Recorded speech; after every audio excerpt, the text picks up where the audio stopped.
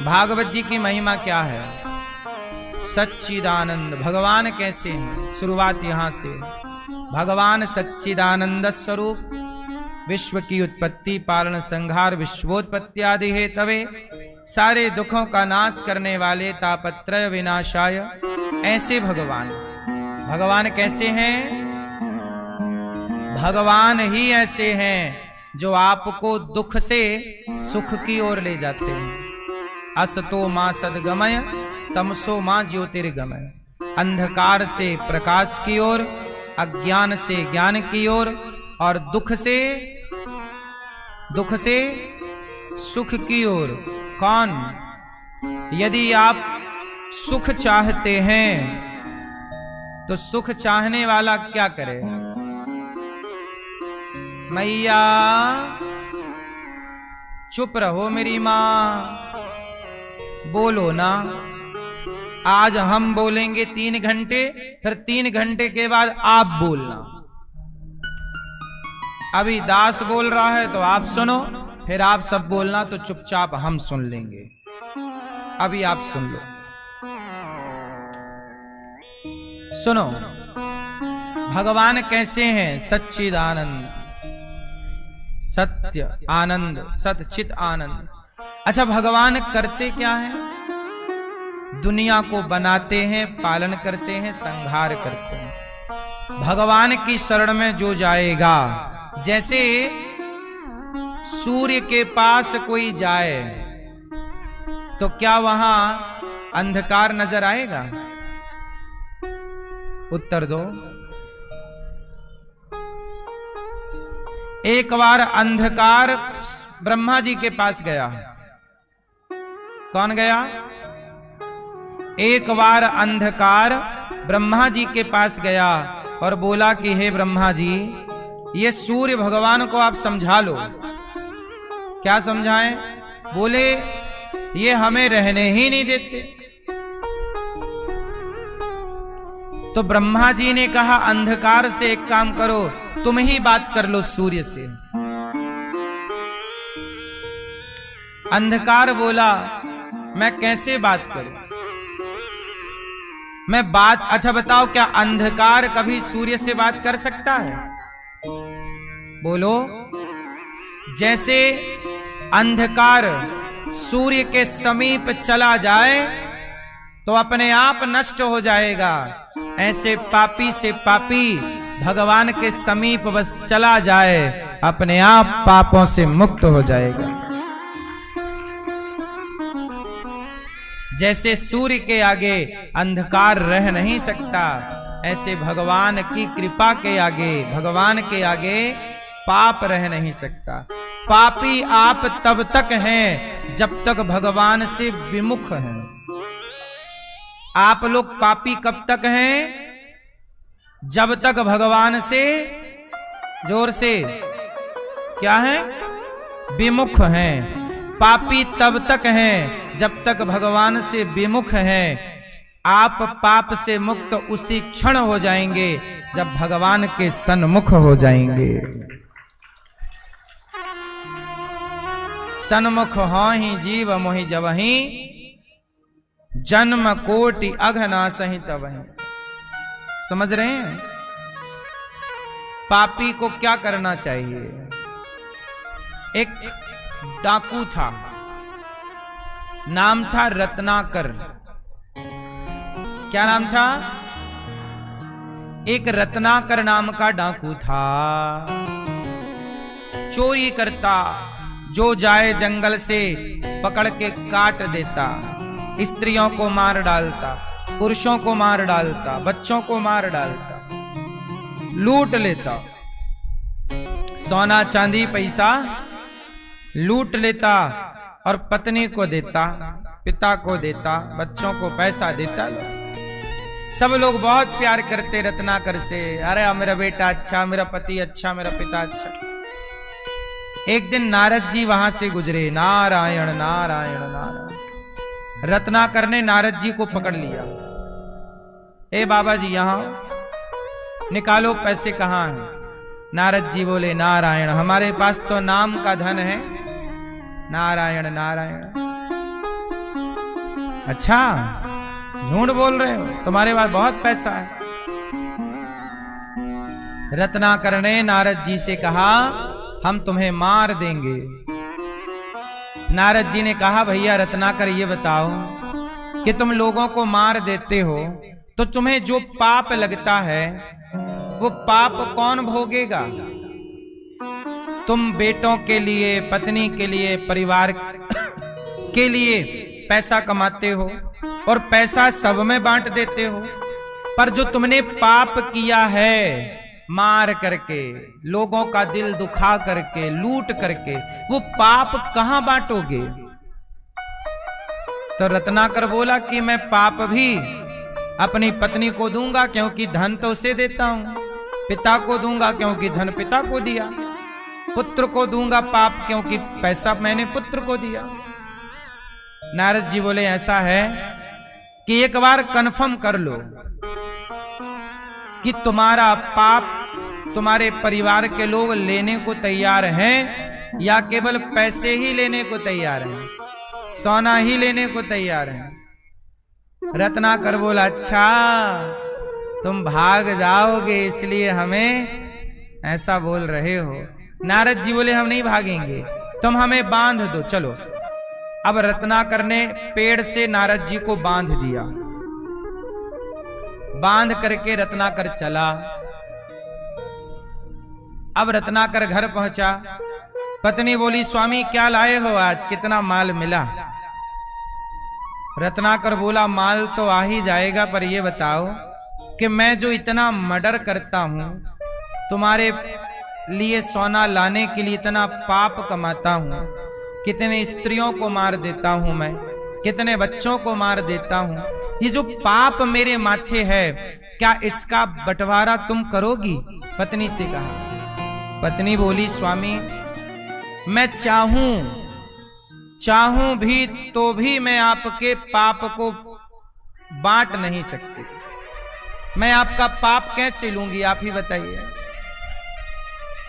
आपका पाप तो आप ही भोगेंगे ना स्वामी। भाई पैसे का बंटवारा तो होता है, पाप का बंटवारा कैसे होगा? मैं चाह भी लूं तो आपके पाप का मैं बंटवारा नहीं कर सकती। पिता ने भी यही बात कही, पुत्र ने भी यही बात कही कि पिताजी आप तो पैसे लाइए बस, सोना चांदी लाइए बस, पाप आप तो आप भोग लीजिएगा। अब तो रत्नाकर का दिमाग ठनका। रत्नाकर बोला, राम राम राम राम राम, मेरे पैसे के बांटने वाले सब हैं पर मेरे पाप का बांटने वाला कोई नहीं। अब रत्नाकर मुंह लटका के चला वापस। नारद जी को पेड़ से खोला, चरणों में गिरा, महाराज मैं बड़ा पापी हूं, मेरी संपत्ति सबने बांट ली, पर पाप बांटने का नंबर आया तो सबने कहा कि हम नहीं ले सकते तुम्हारे पाप, और बांटा भी नहीं जा सकता। नारद जी बोले, देख तू पाप कर करके पैसे कमाता है और वह पाप तेरे माथे हैं, तुझे ही भोगना पड़ेगा।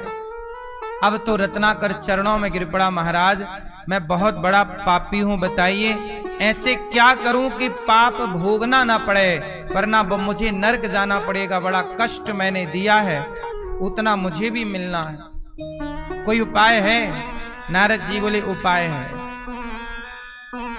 तो ऐसा कर, राम राम जप, भगवान के नाम जप से व्यक्ति पाप से निष्पाप होता है।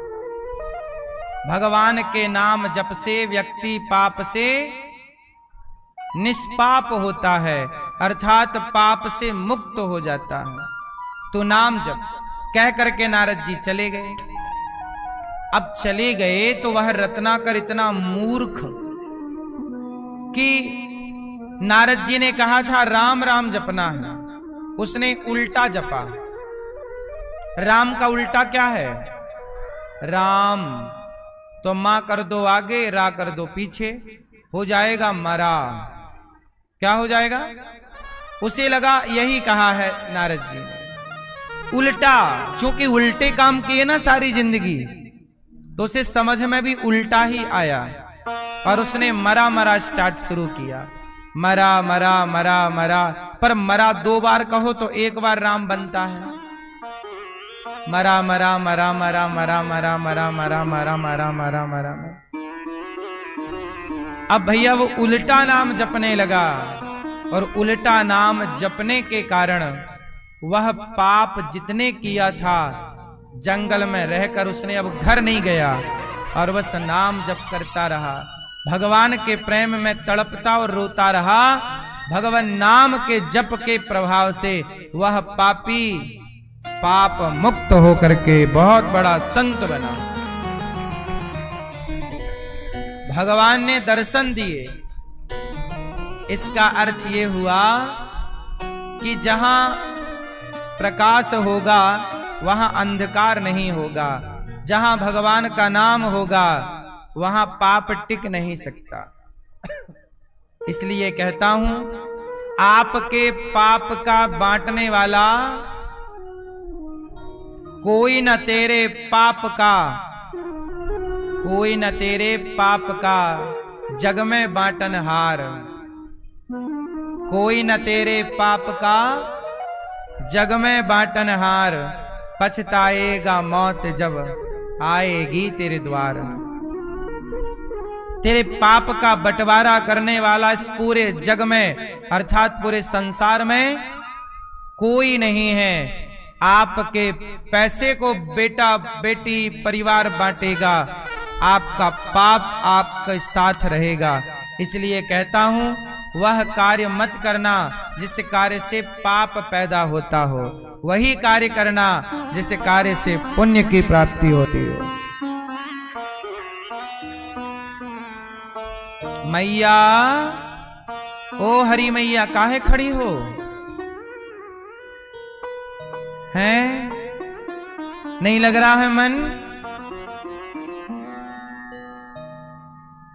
ए बेटा, बैठ के बना लो वीडियो, शांति से बैठ लो, सुन लो मेरी मां।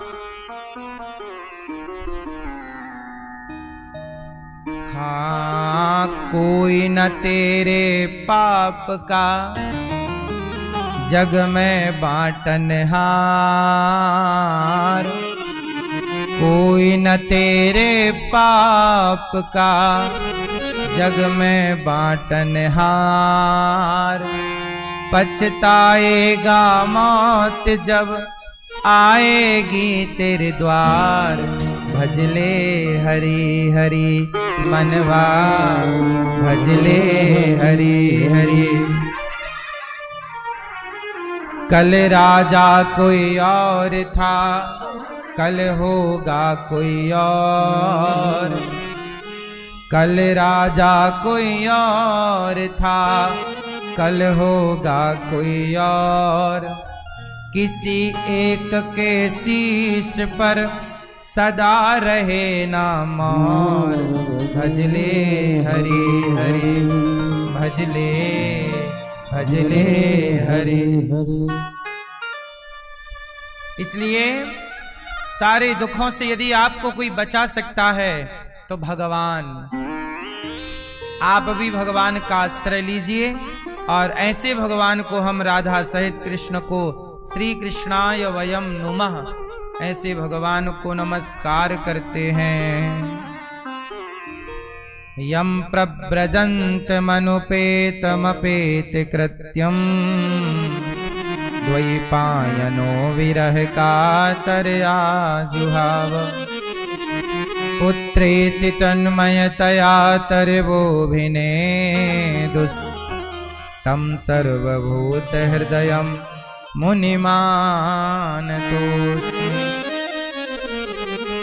श्री सुखदेव भगवान प्रकट होते हैं और ऐसे सुखदेव भगवान जो जन्म लेते ही भगवत चिंतन की ओर चल पड़े। भगवान का भजन कब करना चाहिए? भैया बता भगवान की भक्ति कब करें? सही उम्र क्या है? भगवान की भक्ति कब करें? लड़कपन, जवानी, बुढ़ापा या मरने के बाद?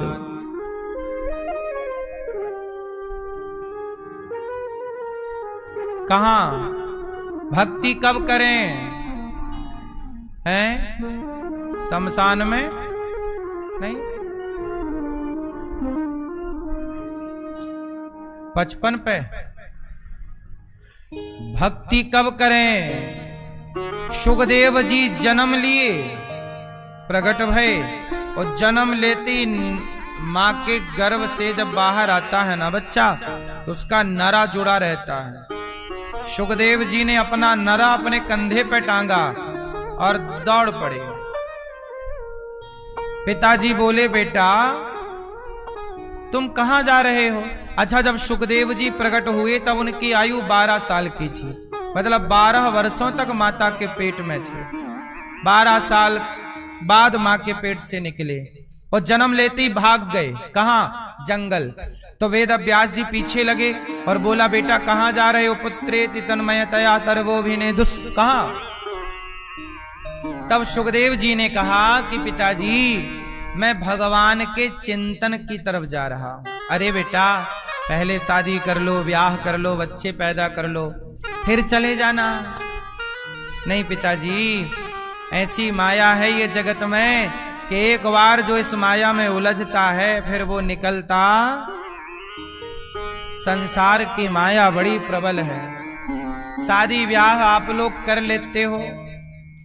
अच्छा, शादी के पहले आप सिंगल थे कि डबल थे? मैया, शादी के पहले आप लोग सिंगल थे कि डबल? बोलो। हैं? सिंगल थे, शादी हुई फिर डबल हो गए। अच्छा, डबल के बाद फिर तिबल हो गए, मतलब बच्चा भी हो गया, फिर बच्चा एक और हो गया तो हो गए 4। चवल, सिंगल, डबल, तिबल और 4 हो गए। अच्छा, 4 होने के बाद क्या हुआ? धीरे से टाइम पूरा होने पर आपकी पत्नी निकल पड़ी, बम। पत्नी हो गई बम। फिर बचे, जोर से, फिर बचे, सुनना, फिर बचे 3। और फिर बेटे का ब्याह हुआ तो बहू आई और आपके बेटे को लेके फरार हो गई। फिर बचे डबल। फिर बेटी का कर दिया ब्याह तो बेटी को दामाद ले गए। फिर बचे, बोलो। और शुरुआत कहां से हुई थी? सिंगल से चले थे, सिंगल आके खड़े हो जाओगे। यही जीवन की अटल सत्यता है। एक समय बाद आप जहां थे वहीं आकर खड़े हो जाओगे। बोलो हां, सही है। इसलिए कहता हूं, सिंगल थे, सिंगल हो, सिंगल ही रहोगे। ये सब पत्नी, पति, बेटा, बेटी सब यात्री गण हैं। ये मिलते चलते हैं और जिस जिसका स्टेशन आता चलता है वो अपने स्टेशन में उतरते चलते हैं। तो गृहस्थी अच्छी है कब? जब आप जाओ और वापस आओ। भाई यात्रा सबसे अच्छी कौन? सुव्यवस्थित चले जाओ और सुव्यवस्थित लौट के, वही यात्रा। यात्रा बीच में कोई दिक्कत हुई, आप आए ही नहीं, तो वो यात्रा सुखद यात्रा नहीं है। वो यात्रा कैसी है? वो दुखद यात्रा। सुखद यात्रा क्या है? गए और जैसे आनंद से गए वैसे आनंद से। ऐसे ही गृहस्थी में जिस खुशी से प्रवेश किए थे, गृहस्थी की जिम्मेदारियां पूरी करके उसी खुशी से वापस आओ और अब अपने मन को, चित्त को भगवान में लगा दो। यही ना आनंद है। अच्छा सच बताओ, जितनी खुशी से आप लोग शादी ब्याह करते हैं, क्या उतनी खुशी से फिर आप रह पाते हैं? मैया सही है। शादी हुई आपकी, पति क्या कह रहे थे आपको? चंद्रमुखी हो।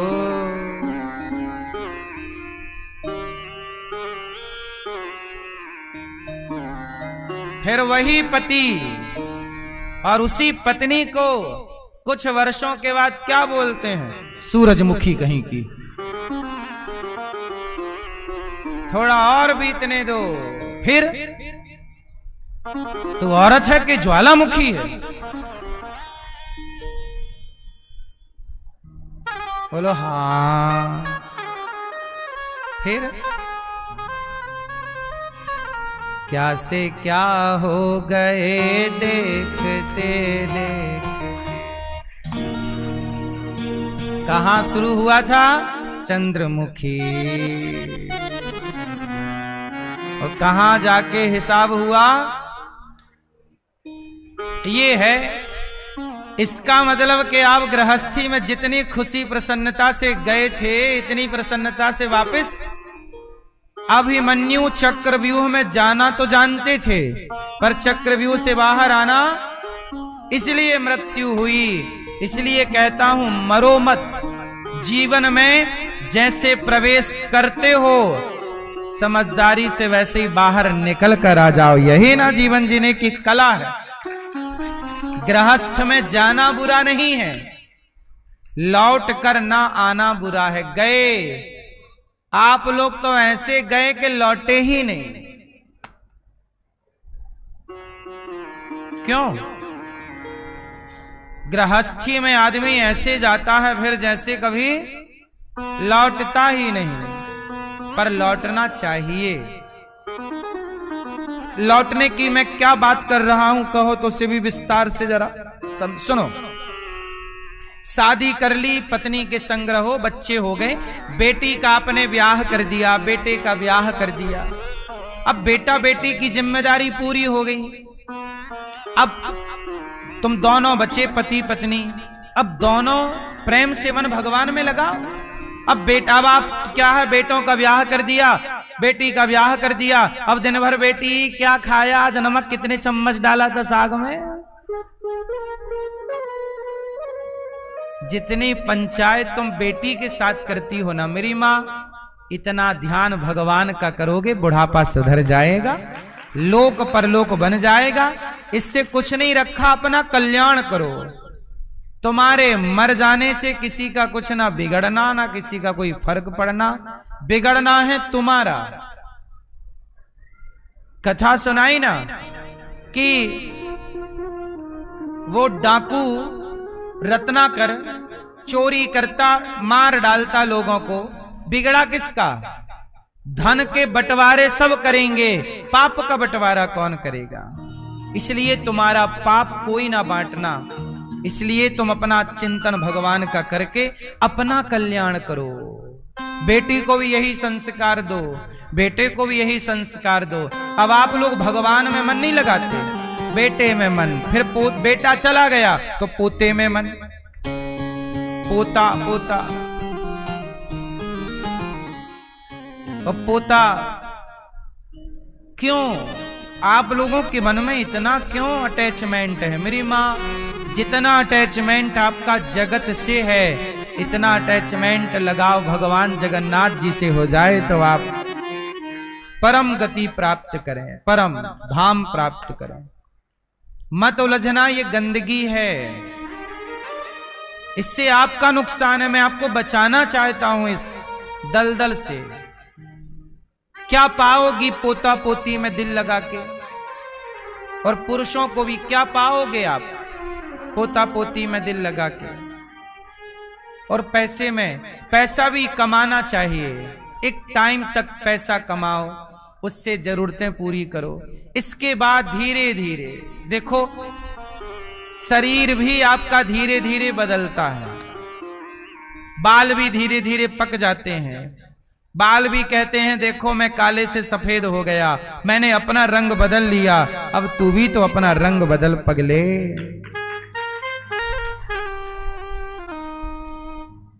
आप हैं कि रंग ही नहीं बदलते। याद रखिएगा। अच्छा ये बताओ, शीशे में दर्पण में आप दिखते हैं, क्या आप होते हैं दर्पण में? आप दर्पण में दिखते हैं पर आप दर्पण में होते नहीं। ऐसे संसार में सुख दिखता है, संसार में सुख होता नहीं है, केवल दिखते हैं। दर्पण में आप दिखते हैं सिर्फ, संसार में सुख दिखता है, वास्तविक में सुख कहां है? कहां है? हाँ मिलता है सच्चा सुख केवल भगवान तुम्हारे चरणों में। कहां सुख मिलता है? इसलिए कहता हूं मन कहां लगाओगे? चक्रव्यूह में जैसे गए हो वापिस आओ तो पहले सिंगल फिर डबल फिर धीरे धीरे बढ़ता बढ़ता हुआ घटता है। इसलिए कहता हूं आपका अपना कोई है? बताओ इस संसार में आपका अपना कौन है? कौन? भगवान के सिवा आपका कोई नहीं है। कहते रहो आप, कितना भी कहो कहने को सब अपने हैं, झूठे ये सब सपने हैं, नाता कोई काम हो मेरा धन मेरे राम मेरे राम मेरे राम हो मेरा धन मेरे राम मेरे राम। कहने को सब अपने हैं, झूठे ये सब सपने हैं, नाता कोई काम हो मेरा धन मेरे राम मेरे राम मेरे राम मेरे राम मेरे राम मेरे राम।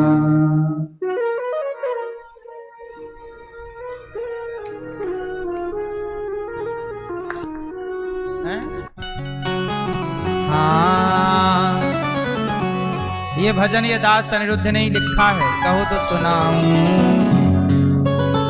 कहने को सब अपने हैं, कहने को सब अपने हैं, झूठे ये सब सपने हैं, झूठे ये सब सपने हैं, नाता कोई काम हो मेरा धन मेरे राम मेरे राम मेरा धन मेरे राम मेरे राम मेरे राम मेरा धन मेरे राम मेरे राम।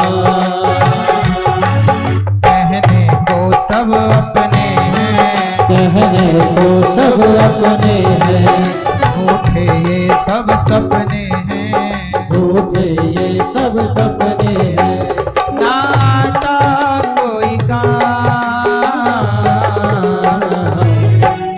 मेरा धन मेरे राम मेरे राम मेरे राम मेरा धन मेरे राम मेरे राम।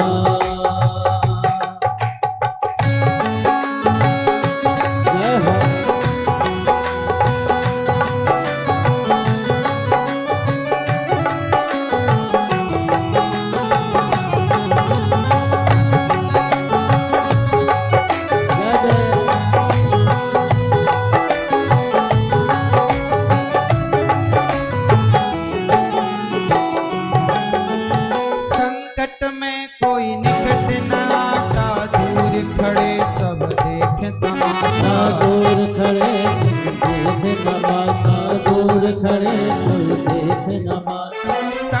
संकट में कोई निकट न आता, संकट में कोई पास न आता, दूर खड़े सब देख तमाशा, दूर खड़े सब देख तमाशा, दूर खड़े सब देख तमाशा। अब मुझको तूने रखा है थाम। हे प्रभु, हमें थामने वाला कौन?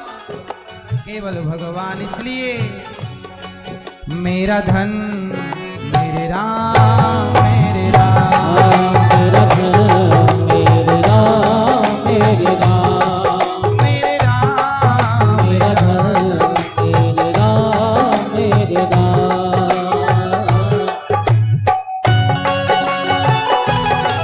जय हो।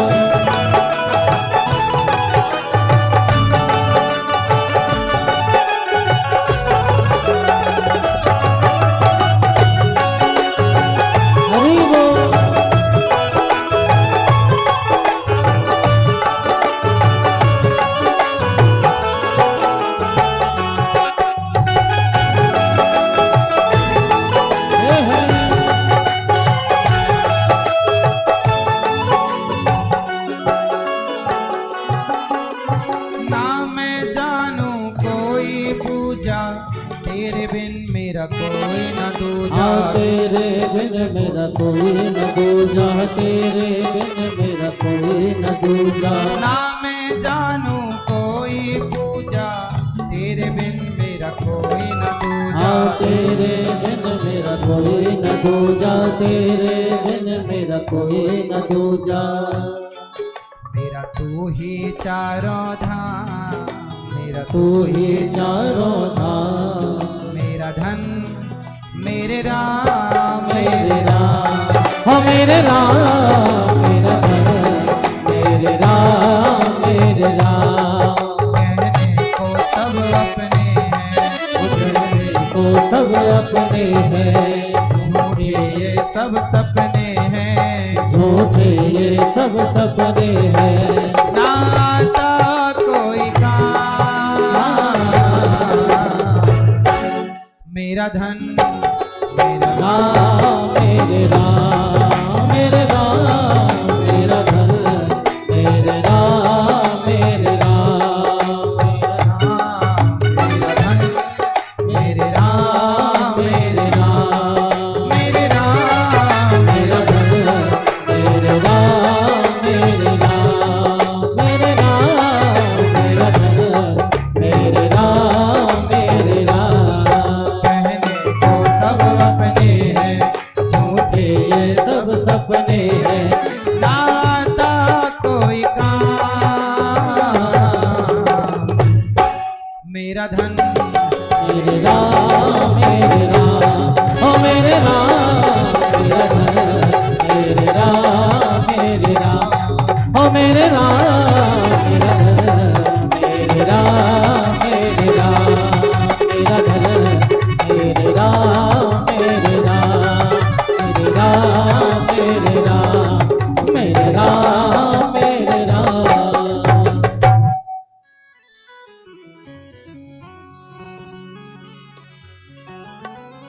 ना मैं जानू कोई पूजा, तेरे बिन मेरा कोई न दूजा, तेरे बिन मेरा कोई न दूजा। मेरा तू ही चारों धाम। हे प्रभु, हमारे तो धाम आप ही हैं। कोई कितना भी कहे हम तुम्हारे, पर आप विश्वास मत करिए। क्यों? किसी पे भरोसा ना करिए। भगवान कृष्ण की मित्रता तो जानते होंगे आप सुदामा जी के साथ। अच्छा, गुरु द्रोणाचार्य जी को जानते हैं कि नहीं? गुरु द्रोणाचार्य जी के भी एक मित्र थे, नाम जानते हो?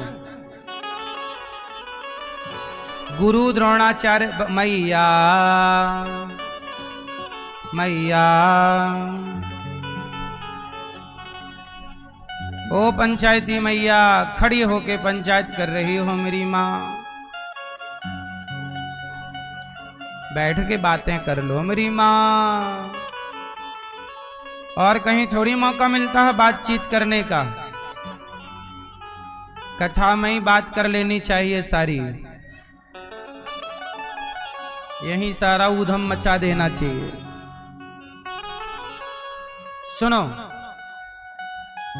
मैया, गुरु द्रोणाचार्य जी के मित्र का नाम बताओ, कौन थे बचपन के यार? कौन पता है? सुनो, गुरु द्रोणा मैया, लगा फोन? ओ मैया, लाल मैया, नई टावर मिले?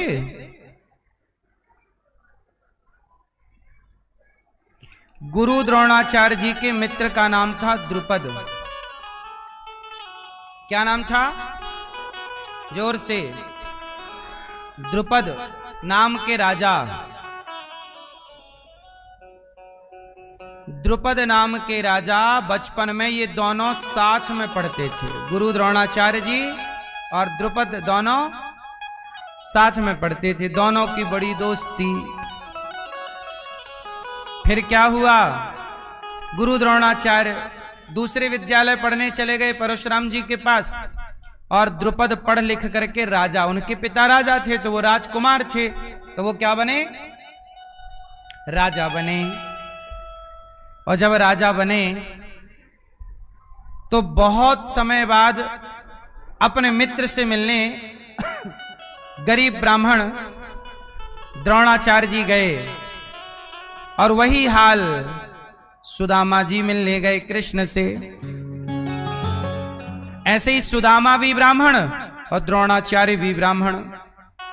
तो द्रोणाचार्य जब मिलने गए मित्र से, द्रुपद मेरा यार है, मेरा मित्र है, द्वारपालों से कहा जाओ जरा मेरे मित्र को कहो कि बचपन का यार आया है।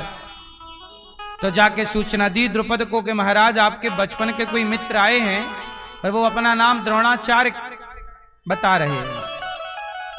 तो राजा द्रुपद आए तो सही, पर द्रोणाचार्य को खरी खोटी सुनाने लग गए। जानते नहीं, कह रहे हो बचपन के मित्र हैं, बचपन के। अरे मित्रता भी बराबर के लोगों से होती है, तुमने अपनी हैसियत देखी है? साथ में तुम्हारे संग स्कूल में विद्यालय में रह क्या लिए? सिर पे चढ़ जाओगे क्या? अरे हम राजकुमार थे, राजा थे, उस समय हमारे जितनी अक्ल थी तुमसे बातें कर ली, दोस्ती कर ली। अब कोई तुम्हारे दोस्त हो गए क्या? राजा का दोस्त राजा होता है, भिखारी का दोस्त भिखारी। कहां तुम्हारी हालत देख रहे हो? भैया भरी सभा में खूब अपमान किया। जितना सुदामा जी और कृष्ण की दोस्ती को दुनिया याद करती है, उससे अपोजिट हैं ये दोनों दोस्त। अपोजिट, उल्टा।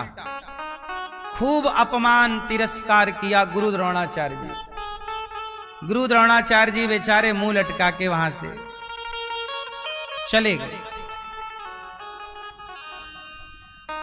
द्रोणाचार्य जी ने कहा कि आप साथ में पढ़े थे। अरे बोले साथ में पढ़े थे तब हमारी तुम्हारी ताकत बराबर थी, अब तुम्हारी ताकत क्या है और हमारी ताकत देखो, हम राजा हैं, तुम्हारे पास क्या है? द्रोणाचार्य जी चले गए। द्रोणाचार्य जी ने बाद में पांडवों को पढ़ाया और पांडवों से वचन लिया कि जब मैं तुम्हें पढ़ा लिखा कर योग्य बना दूंगा तो मेरा अपमान करने वाले द्रुपद को बांध करके मेरे कदमों में लाना। अर्जुन ने प्रतिज्ञा, गुरुजी को वचन दिया कि मैं ऐसा आपका काम करूंगा। इसलिए द्रोणाचार्य जी अर्जुन पर ज्यादा लट्टू हैं। इसलिए द्रोणाचार्य जी अर्जुन को विशेष स्नेह करते हैं, विशेष ज्ञान देते हैं। क्यों? क्योंकि अर्जुन ने गुरु द्रोणाचार्य जी की प्रतिज्ञा पूरी की। अच्छा, गुरु द्रोणाचार्य ने क्या प्रतिज्ञा ली? उन्होंने कहा कि द्रुपद, जो तेरे मन में इतना घमंड सत्ता का है, एक दिन तुझे सत्ता से नीचे ना उतार दिया तो मेरा नाम द्रोण नहीं। अर्जुन को तैयार किया, अर्जुन तैयार हुए और सेना की टुकड़ी भेज दी। अर्जुन के सामने कहां द्रुपद टिकते, बांध कर ले आए कदमों में अर्जुन। अब द्रुपद को कहा कि देख अब तेरा राज्य मेरे अधीन है, तेरा राज्य मेरे अधीन है, तू मेरे कदमों में पड़ा है। अब बोल क्या किया जाए। तूने मेरा अपमान किया था, पर याद रखना द्रुपद तू मेरा मित्र है। तूने कहा था ना कि मित्रता बराबरी के साथ होती है, तो अब मैं तेरा राज्य जीत चुका हूं। जा, तू मेरा मित्र है, इसलिए तेरा राज्य आधा तुझे वापस देता हूं और आधा मेरा राज्य रहेगा बराबर का। अब तो मित्रता करेगा। तब द्रुपद ने क्षमा मांगी और आधा द्रुपद का राज्य द्रोणाचार्य जी के पास रहा सारी जीवन और आधा द्रुपद जी के पास रहा। और यह काम किया था अर्जुन ने, इसलिए अर्जुन को विशेष प्रेम करते थे गुरु द्रोणाचार्य जी। कहने का तात्पर्य यह हुआ, ये पूरी बात मैंने आपको इसलिए समझाई कि यदि कोई आज आपको पहचानता है तो ये मत सोचिएगा कि आपको पहचानते हैं। आपका जो रुतबा है, जो आपका वर्चस्व है, जो आपकी छवि है, जो आपका बैकग्राउंड है, उसके प्रभाव से लोग आपको पहचान रहे हैं। बोलो हाँ। उदाहरण देख लो ना, राष्ट्रपति जब तक 5 साल के लिए पद पर होते हैं तब तक उनका प्रभाव कैसा होता है, और पद से उतर जाने के बाद प्रभाव कैसा है। बोलो। तो पहचान उस व्यक्ति की है या उस पद की? बोलो। कई बार आप कहने लगते हैं मेरा नाम, मेरी शोहरत। नहीं, वो आपका नाम, आपकी शोहरत नहीं है, वो आपका एक अच्छा टाइम चल रहा है, एक अच्छा वक्त चल रहा है, एक आपका अच्छा स्टेटस है, एक आपका अच्छा नेम फेम है, इसलिए लोग आपकी इज्जत करते हैं। आपके पास नेम फेम ना हो तो कौन आपकी इज्जत करे? इज्जत आपकी नहीं होती, आपके नेम फेम की इज्जत होती है। सही है गलत है? और आप उसे अपनी इज्जत मान लेते हैं। इसलिए कहता हूं मैं हमेशा, कोई आपसे प्यार क्यों करेगा? आपको नहीं, आपके नेम फेम को। इसलिए कहता हूं उलझना मत। संसार से प्यार नहीं और संसार के लोगों से इतना अटैचमेंट नहीं। संसार में रहो बिंदास।